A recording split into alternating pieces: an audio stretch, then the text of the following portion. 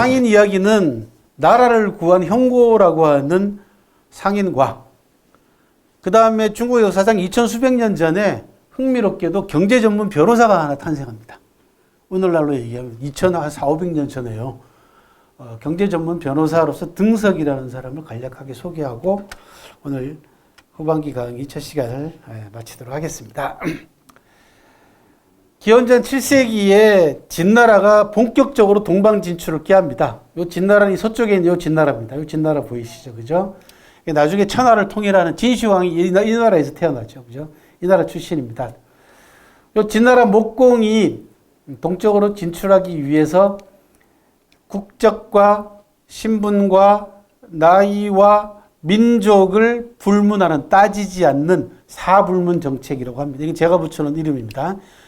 네 가지를 따지지 않는 인재 정책을 펼쳐가지고 외국의 인재들을 끌어들입니다.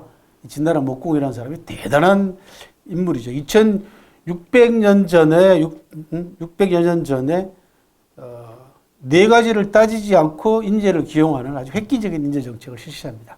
진나라가 천하를 통일하는 데 있어서 이 인재 정책이 결정적인 역할을 합니다. 왜 그러냐? 진나라의 재상제도가, 승상제도가 공식적으로 만들어진 이래로 29명인가 25명인가 하는 그 승상 이름이 남아있어요. 숫자는 그보다 더 많았을 걸로 보이는데 이름이 남아있는 재상이 25명인데 그 가운데 19명이 외국인입니다. 한 명만 진나라 출신이에요. 나머지는 국적 불명이에요. 그럼 나머지도 외국인일 가능성이 훨씬 크다라는 거죠. 그죠? 그러니까 승상은 전부 다 외국인으로 스카웃을 했다는 얘기입니다. 여러분들이 잘 아시는 이사. 진시황을 도와가지고 천하를 통일하는데 굉장히 큰 공을 세운 사람 가운데 한 사람이죠. 이사라도 초나라 출신. 그러니까 진나라의 인재 정책은 아웃소싱을 통해, 벤치마킹 아웃소싱을 통해 가지고 천하의 각 분야의 최고의 인재들을 스카웃을 합니다. 여러분들이 잘 아시는 소진이라는 사람들, 그 다음에 장이라는 사람이죠. 그 다음에 원교 근공책을 내세운 범수라는 사람들, 그 다음에 진나라의 도량형 통일부터 시작해가지고 진나라의 통일 기반을 확실하게 다졌던 상황이라고 하는 유명한 개혁가들 전부 다 외국 출신들입니다. 대단합니다. 그렇게 이런 인재 정책 같은 경우는 우리나라의 조직이라든지 우리나라 국가 차원에 있어서도 적극적으로 이제 한번 고려해 볼 만한 상황입니다. 실제로. 전 세계가 이제는 이질적 공동체, 질적으로는 다르긴 하지만 공동체 시대가 됐잖아요. 전 세계 자체가. 그래서 이 개방된, 가깝게는 지역사회부터 출발할 필요가 있습니다. 그런 걸 아웃소싱이라고 합니다. 예를 들면은 공모를 통해서 기관의 장을 뽑는 형태라든지 이런 부분들을 외부의 인재들을 적극적으로 추천을 받아서 기용하는 그런 아웃소싱 같은 경우는 이제는 필요한 때가 됐다. 왜? 그 분야의 전문가가 우리 고장이 있으면 좋지만은 그게 아니라면은 외부의 인재들을 충분히 스카웃을 해와야지 맞지 않을까 생각합니다. 어쨌든 간에 진나라 목공 이후로 진나라가 적극적으로 동방 진출을 꾀합니다. 이 동방 진출 때문에 가장 애를 먹고 가장 긴장해야 되는 나라가 누구냐 그러면 어느 나라냐 그러면 요 정나라였습니다. 요 정나라가 딱 한가운데 위치하고 있잖아요. 보면은 그래서 사방에 있는 강대국으로부터 맨날 두들겨 맞는 그런 위치에 놓여 있었어요. 요 정나라 장공 때는 상당히 나라의 위세를 떨쳤는데 그 이후로 세태를 면치 못하고 있다가 기원전 627년 진나라가 정나라를 기습을 합니다. 기습을 하려면은 주나라하고 활을 지나와야 됩니다. 서쪽에서 동쪽으로 지나와서 정나라로 들어와야 돼요. 요 주하고 활 보이시죠? 그죠? 여기를 거쳐서 정나라로 와야 돼요. 그래서 정나라가 위기 상황에 몰려 있었는데요. 형고라고 하는 상인이 가축을 끌고 장사를 하러 나가다가 진나라 군대를 발견을 합니다. 낙양으로 장사를 하러 가다가. 그러니까 낙양 근처에서 진나라 군대를 딱 보니까 이게 아무래도 정나라를 공격하려고 진나라 군대를 일으킨 것 같거든요. 그래서 눈치를 채고 사람을 서둘러 정나라로 보내가지고 진나라가 지금 쳐들어오니까 만반의 준비를 하쇼라고 얘기를 해놓고 통보를 하고 자기가 소를 12마리를 끌고요. 진나라 군대를 찾아갑니다. 용감하게도. 그리고는 가서는 뭐라고 얘기하냐면 우리 임금이 그 정나라 임금이 진나라 군대가 힘들게 먼 길을 왔으니까 저더러 소를 끌고 가서 위문을 하라고 합니다. 이렇게 얘기를 하는 겁니다. 그러니까 진나라 군대가 쳐들어오는 걸 정나라가 알고 있다라는 걸 암시하는 거잖아요. 그게 다른 게 아니고. 그랬더니 진나라 장수가 깜짝 놀라가지고 야, 우리는 사실은 니네 나라에 별로 관심 없어 하고는 둘러댑니다. 그리고 아까 말씀드린 활이라고 하는 나라를 슬쩍 건드려서 조그만 나라 활이로 멸망시키고 군대를 되돌려가지고 철수했다라고 하는 그런 일화가 전해옵니다. 이게 현고호사라고 합니다. 호자는 먹을 것 같은 것을 대접한다라는 뜻이고 위로하다, 위문하다. 여기 소우자가 붙어 있잖아요. 그죠? 고자 옆에 소우자가 붙어 있잖아. 발음은 호고 뭐 고라고 읽어도 크게 틀린 발음은 아닙니다만 다 발음은 통합니다. 사자는 요거는 스승이 아니고요. 군대입니다. 옛날에 스승 사자를 쓰면은 군대 전체를 총책임지는 벼슬 이름이었어요. 여러분들도 들어보셨던 강태공이라고 하는 사람이 요 사예요. 사라고 하는 벼슬을 받아가지고 주나라 군대를 총책임진 바가 있습니다. 그래서 처음 이 사자는 원래 군대 또는 군대를 총책임지는 벼슬 이름이었어요. 그래서 현고가 군대를 위로하다라는 뜻이에요. 위문하다라는 뜻입니다. 그래서 현고가 진나라 군대를 방문해서 진나라 군대를 위문하는 척하면서 정나라가 이미 다 니네 나라 공격을 대비하고 있다라는 것을 암시함으로써 진나라 군대가 스스로 철수하게 만든, 그렇게 해서 나라를 위기에서 구한 대표적인 사례가 현고라고 하는 장사꾼이었습니다. 장사하는 사업하는 사람들이 가장 큰 장점 내지는 그들에게서 나라가 얻어낼 수 있는 가장 중요한 요인 가운데 하나는 정보입니다. 그죠? 왜냐하면 항상 전 세계를 다니면서 세상 변화가는 모습이라든지 또 그 분야의 변화 상황을 제일 먼저 아는 사람들이 상인들이거든요. 그래서 저는 뭐라고 얘기하냐면 상인들 주머니 속에 또는 가방 속에 출장용 가방 속에 세상이 들어있다라는 거죠. 그래서 늘 사업하는 사람들의 정보력을 국가가 어떤 방식으로 수렴해서 정책에 반영하느냐 굉장히 중요합니다. 그래서 현고가 가지고 있는 이 정보의 중요성에 대한 이야기고 또 하나는 정나라의 상황과 경제 정책의 진보성을 우리가 여기서 읽어낼 수 있는데요. 정나라는 조그만 나라가 되다 보니까 또 천하의 길목이잖아요. 그러니까 교통이 발달해 있단 말이에요. 그러니까 상인들을 잘 활용해야만이 나라가 튼튼해질 수 있어요. 첫 번째 상인들한테는 뭘 받아요? 정보를 얻어야 되고. 왜? 동서남북의 정보, 강대국의 정보를 얻을 수가 있잖아요. 두 번째, 상업을 통해 가지고 무역을 통해서 올리는 경제적 수익을 통해서 국가 재정을 튼튼히 할 수 있잖아요. 그렇게 해서 중국 역사상 최초로 기원전 7세기에 지금부터 2600여 년 전에 정나라는 상인들하고 뭘 하냐면 신사협정을 맺습니다. 너희들에게 자유롭게 활동할 수 있는 법적, 제도적 장치를 보장해 주겠다. 그리고 너희들 재산이나 이런 부분들은 우리가 절대로 나라에서 건드리지 않고 보호해 주겠다. 그래서 마음 놓고 장사하라라고 하는 아마 세계 역사상 최초의 상인과 국가 정보와의 신사협정일 겁니다. 그러니까 현고가 기꺼이 나라를 위해서 소를 끌고 들어가서 진나라 공격을 직접 알리는 애국적인 활동을 왜? 그래야만이 자기 사업이 보장이 되니까요. 보호를 계속 받으니까. 나라가 없어지고 나면은 보호를 받을 수가 없잖아요. 바로 이런 신사협정을 맺게 됩니다. 경영불간섭. 물건을 함부로 빼앗거나 이런 일도 없을 것이며 토지도 갖게 하고 땅도 개간하게 하고 약간의 세금만 받았습니다. 그렇게 해서 이 상인들의 신사협정가를 통해 가지고 재미난 일이 하나 또 벌어집니다. 그게 뭐냐 그러면 이름을 남기지 않고 있는 무명 상인이 기원전 597년에 정나라 귀족인 순행이라고 하는 사람이 초나라에 억류당하는 정치적 사건이 발생합니다. 그랬더니 상인이 나서가지고 탈출 계획을 수립을 해요. 그런데 탈출은 성사되지 못했지만은 초나라가 순행을 석방을 합니다. 근데 순행은 이 상인을 자기를 구하기 위해서 상인이 애쓴 걸 알고 있으니까 이 상인을 특별히 대접합니다. 굉장히 대접을 합니다. 그런데 이 사람이 여기 사양자가 빠져 지금 대접을 사양합니다. 그리고는 떠나버립니다. 나는 당연히 해야 될 일을 내가 했을 뿐이지 특별 대접할 만한 그런 사람 아닙니다. 그러니까 정나라 상인들이 얼마나 자유로운가라는 걸 보여주는 대목 가운데 하나고, 이 상인의 활동 반경을 보게 되면 정나라 출신으로서 초나라에도 갔죠. 진나라에도 가고 제나라도 갑니다. 그래서 각국을 돌아다니면서 무슨 영광에서 한편 가고 장성 간 게 아닙니다. 중국 땅덩어리 아시잖아요. 그죠? 예.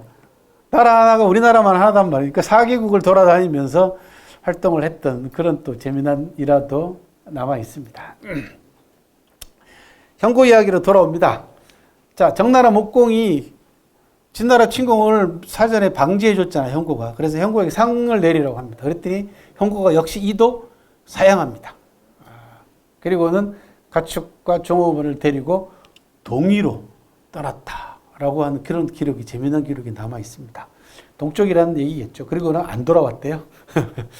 그러니까 상인들이 얼마나 자유로운가라는 걸 보여줍니다.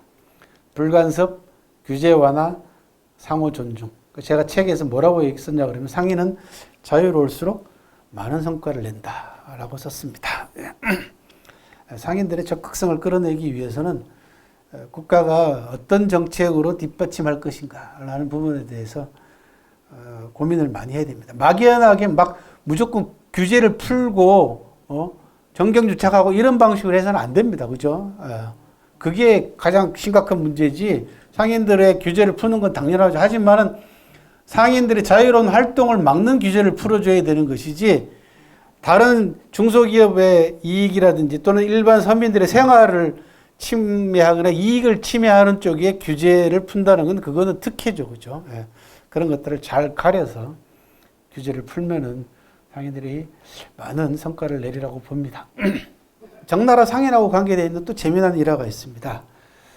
정자산이라고 하는 사람이 집권하고 있을 때 북쪽에 있는 강대국인 진나라의 실세 한선자가 사신으로 와요. 사신으로 왔는데 이 사람이 옥고리, 옥환이라고 합니다. 옥으로, 옛날에는 옥기는 지금 다이아몬드 같은 거였습니다. 중국의 고대 사회에 있어서는 제일 중요한 기중품이 옥이었어요.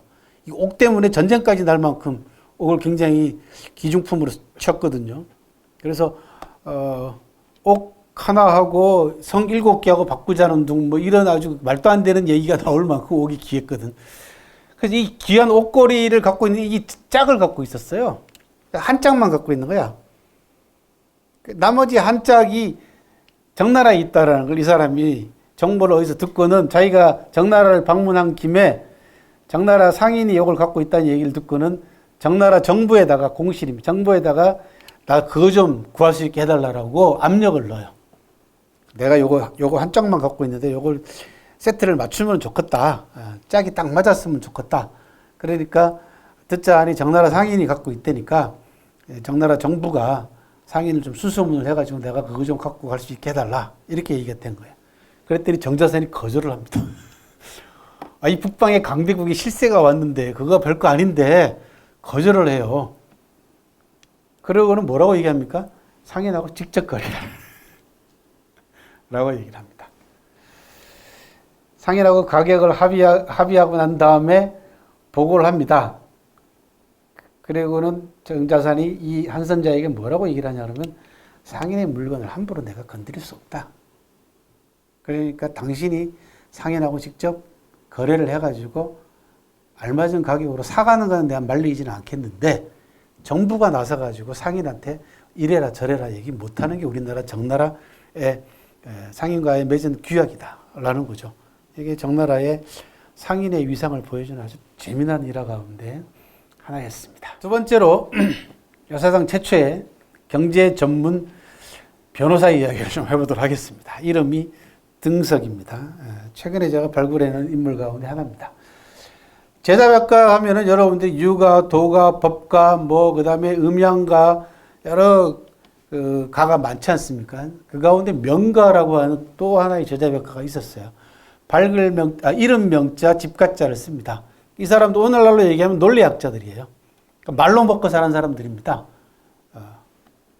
제자백가 중에 명가가 있었습니다. 다른 말로는 변론가, 혁명가라고도 합니다.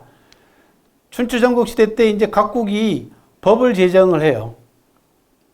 그러니까 서민들이, 평민들이 이 법조항을 가지고 귀족들한테 소송을 걸 수 있게 됐습니다.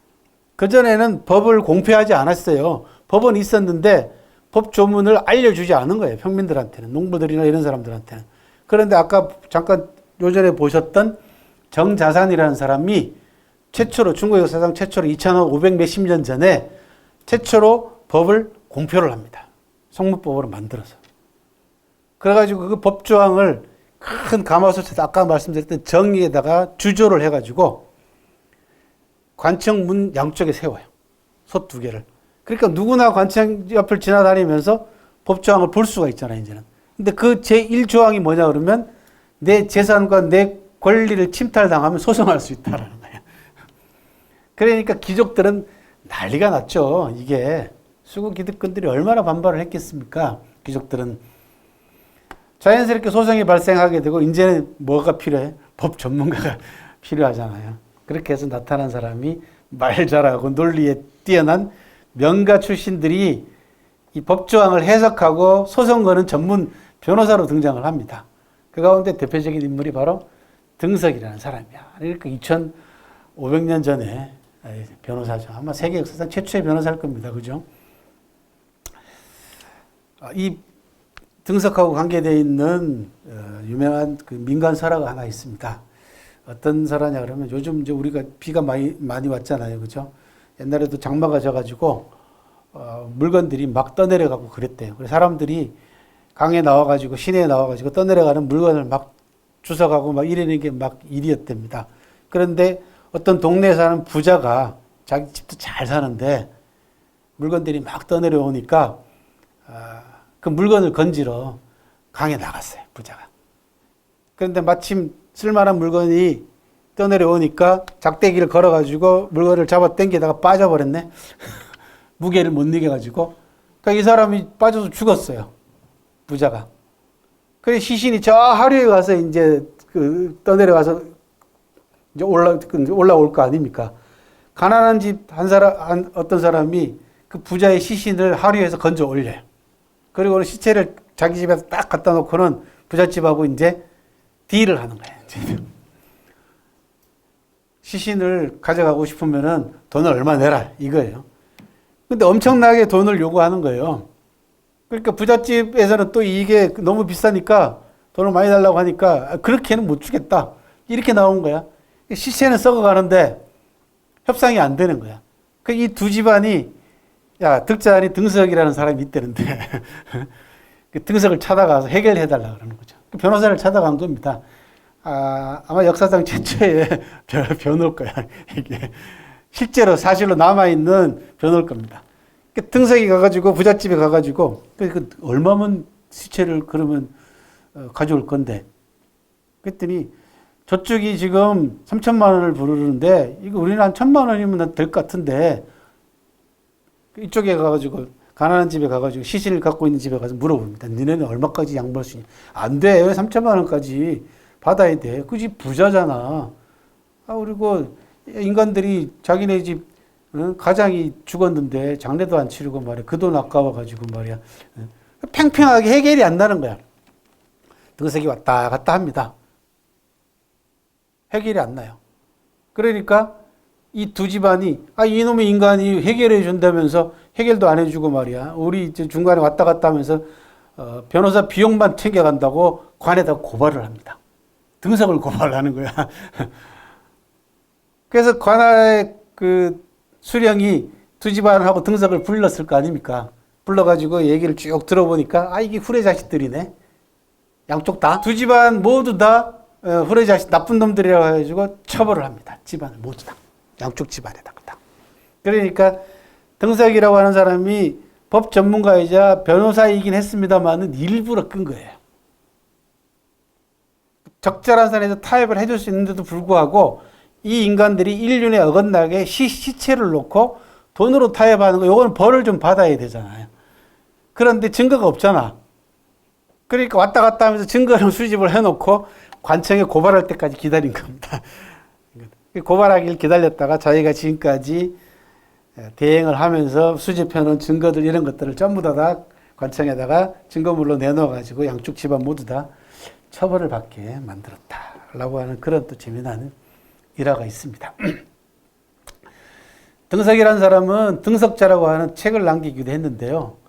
이 사람은 뭐라고 얘기하냐 그러면 하늘이 사람을 대하는 데 있어서 차별이 없고 군주가 백성을 대하는 데 차별이 없어야 된다라고 얘기해서 만민차별 부정론자입니다. 그래서 만민평등을 내세운 사람이기도 하고요. 계급적으로 봤을 때 신분으로 놓고 봤을 때는 신흥상인과 지주들의 이익을 대변을 했습니다. 그래서 백성을 보고 정치하는 군주, 명군을 임금으로 삼아야 된다라고 하는 굉장히 파격적인 주장을 합니다.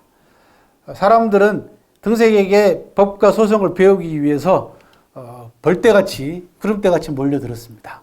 그러면은 이 사람은 가르치면서 수강료를 뭘로 받았냐 그러면 마른 고기라든지 뭐 그다음에 단기 코스는 바지 하나, 장기 코스는 양복 한 벌, 뭐 이런 식으로 수강료를 받았다라고 하는 재미난 기록도 남아 있습니다. 이 사람이 나중에 처형당합니다. 왜 그러냐? 축형이라고 하는 개인 법률집을 만들어버려요. 이거는 정부에 도전하는 거거든요. 정부가 공표한 이 법조항은 놔두고 자기가 이 법조항을 자의대로 임의대로 해석을 해가지고 백성들에게 법을 가르치는 거야. 그러니까 정부 입장에서는 이거는 완전히 반정부주의자 아닙니까? 그죠? 그래서 엄청나게 위험스러운 존재다 해서 수구 기득권 세력들이 결국은 잡아다가 죽입니다. 뭐라고 얘기를 했냐 그러면 이렇게 해서 죽입니다. 그런 것도 옳다 하고 옳은 것도 그러다 하고 옳고 그름에 척도가 없어서 또 되고 안 되고가 수시로 변하는 인간이다. 라는 구실을 붙여서 처형을 합니다. 그렇게 해서 세계 역사상 최초의 변호사가 그리고 세계 역사상 최초로 자기가 임의로 법률을 만드는 죽형이라고 하는 법률집을 만들었던 등석이라고 하는 변호사가 또 최초로 정부에 의해 가지고 처형당하는 선례를 남긴 그런 아주 재미난 변호사가 있었습니다. 이름이 등석입니다. 이건 무슨 얘기, 뭘 반영하냐 그러면 그 당시 시대상을 반영을 하는 겁니다. 즉 춘추 시대 때부터 시작된 사회 계층의 변화를 얘기를 합니다. 춘추 전국 시대 때 가장 큰 변화 가운데 하나가 뭐였냐 그러면 상인들의 출현입니다. 그전에는 전부 다 공상식관이라고 해가지고 공인들, 물건을 만드는 공인들이나 장사를 하는 상인들은 모두 관청에서 밥을 먹었다라는 뜻이에요.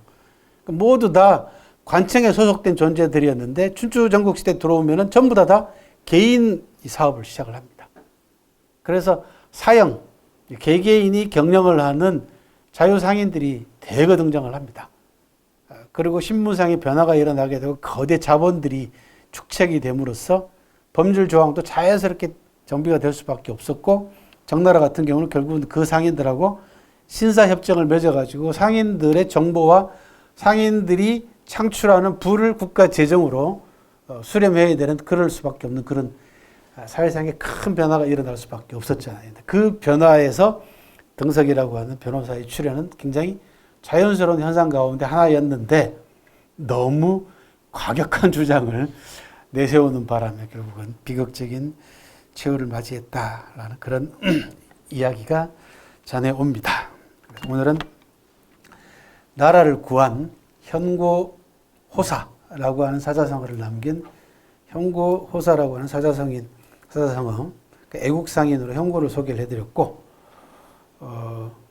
법률 공포와 상인들의 자유로운 활동에 따른 법 전문가들이 출연을 함으로써 소송을 대행하는 변호사까지 출연했다. 그래서 등석이라고 하는 명가 출신의 세계 최초의 변호사 한 사람을 소개를 해드렸습니다. 수고하셨고요.